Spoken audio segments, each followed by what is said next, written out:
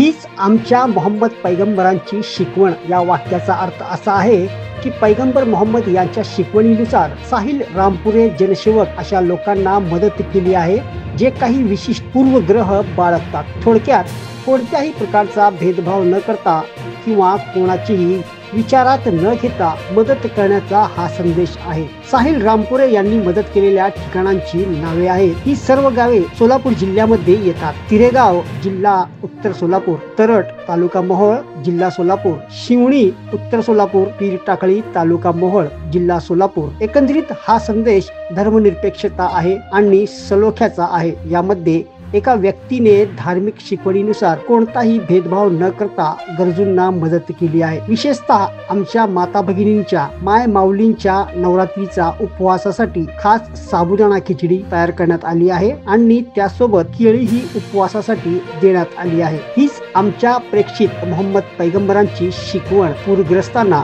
साहिल रामपुरे यांच्याकडून मदतीचा एक हात।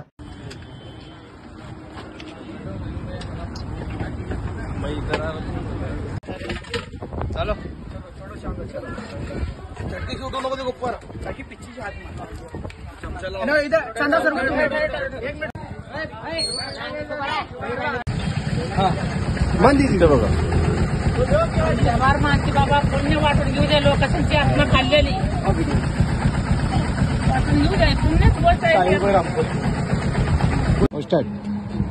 तर हे आपले साहिल भाऊ रामपुरे आणि SR फाउंडेशन यांनी आपल्याला पूरग्रस्त लोकांसाठी जेवणाची मदत केलेली आहे आणि सर्व धर्म समभाव अशा भावनेने जे काही केलेलं आहे त्याच्यासाठी त्यांचे धन्यवाद व गावकऱ्यांकडून त्यांना खूप सारे आशीर्वाद मिळावं एवढीच भावना व्यक्त